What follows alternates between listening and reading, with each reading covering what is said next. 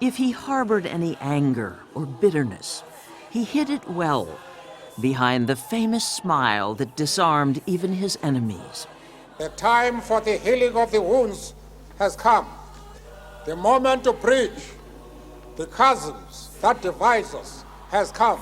And in that moment, Nelson Mandela, smiling his reassuring smile, became the healer of wounds in South Africa, the bridge across the chasm between blacks and whites divided by apartheid.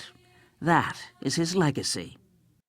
He spoke about forgiveness, about reconciliation, and we owe him an enormous debt. Archbishop Desmond Tutu, also a titan of the anti-apartheid movement. If someone had come up to him and said, "You're quite glib, I mean, you talk about forgiveness, but you have not suffered," all he has to say is 27 years. Seeing him this way, as his nation's beloved former president, it's easy to forget the Nelson Mandela who spent 27 years in prison, most of them here on Robben Island, South Africa's Alcatraz. Conditions were grim. This was his cell. The work, especially at the quarry with pick and shovels, was very difficult at first. Every day we had bleeding hands and blisters. Ahmed Kathrada was one of the 7 other political prisoners sentenced with Mandela. Anything that infringes on your dignity, you resist it. They were instructed to do everything possible to break our morale. They failed. Prison made the Nelson Mandela we know today. I asked him the question, and he kind of shrugged, and he looked at me and he said, "I came out mature." Rick Stengel is the former editor of Time magazine. He helped Mandela write his autobiography. The young man who went into prison was hot-headed, tempestuous, self-involved, not anything like the Nelson Mandela who emerged, and prison burned all of those excesses away. Mandela, Mandela, Mandela. But who wouldn't have started out hot-headed and angry, given what the young Nelson Mandela and other non-white South Africans had to live with? People are different to one another. They have been so created. It's an inescapable fact. Apartheid became law in South Africa in 1948. Blacks had to carry passes. They couldn't live or travel where they pleased, or vote. The good jobs were reserved for whites. Dissenters could pay with their lives.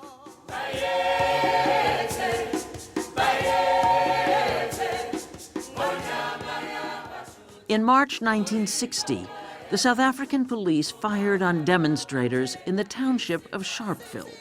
69 were killed, most of them shot in the back. Nelson Mandela was a rising star in the ANC, the African National Congress, which until the so-called Sharpeville massacre had advocated only peaceful protest. There are many people who feel that it is useless and futile for us to continue talking peace and nonviolence against a government whose reply is only savage attacks on an unarmed and defenseless people. Mandela was one of those people. He founded the armed wing of the ANC. Considered a revolutionary, he was put on trial for sabotage and conspiracy. His defense was a defiant 4.5-hour speech that ended this way.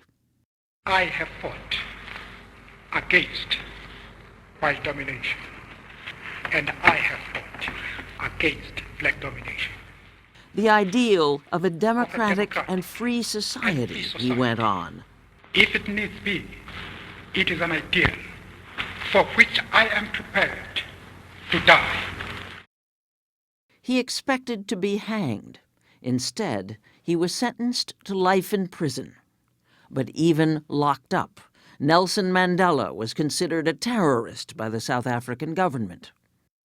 You could be jailed for wearing a T-shirt like this one, or carrying a sign. We the people demand the unconditional release of Nelson Mandela. Nelson International pressure to end apartheid and free Nelson Mandela was intense. The star-studded rock concert held in London in honor of his 70th birthday was seen on television by hundreds of millions of people in more than 60 countries, but not in South Africa. Subjected to stiff economic sanctions, regarded as a pariah nation, South Africa finally got the message. I am now in a position to announce that Mr. Nelson Mandela will be released at the Victor Verster prison on Sunday, the 11th of February, at about 3 p.m. And so it was. On February 11th, 1990, Nelson Mandela walked free, his wife Winnie at his side.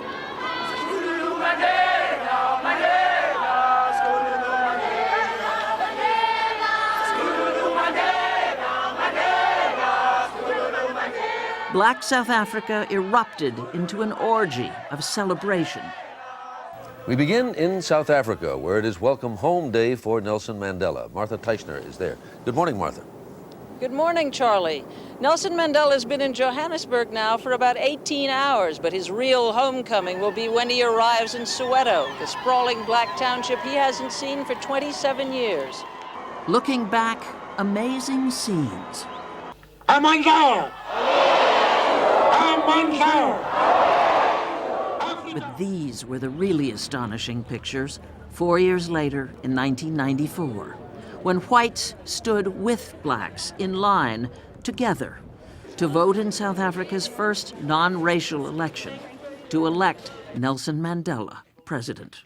He wins them over, he seduces them. Journalist John Carlin's book, Playing the Enemy, was made into the movie Invictus. I want to thank you for what you have done for our country. No, Mr. President, thank you for what you have done for our country.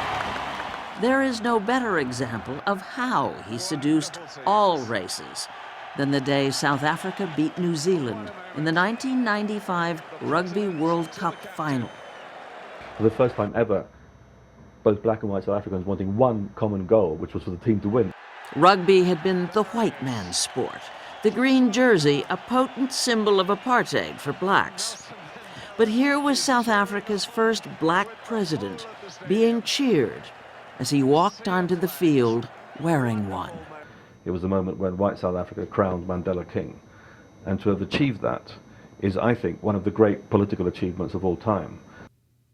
He came out of prison an old man in a changed landscape, starting over. What gave him the will to become a statesman, a Nobel Prize winner, the friend and confidant of world leaders? The price was high. His marriage to Winnie ended in divorce, and he was father to his country, not to his own children. He understood that sacrifice, and I think it was a great sacrifice because I think he truly loved children. I mean, it was something that basically was denied him for 27 years. Wow. Late in life, Nelson Mandela began making up for lost time. He married again and surrounded himself with children. Free Nelson Mandela. So why not remember him this way? Not ailing, wasting away for months. Why not remember him smiling his radiant smile for his own pleasure?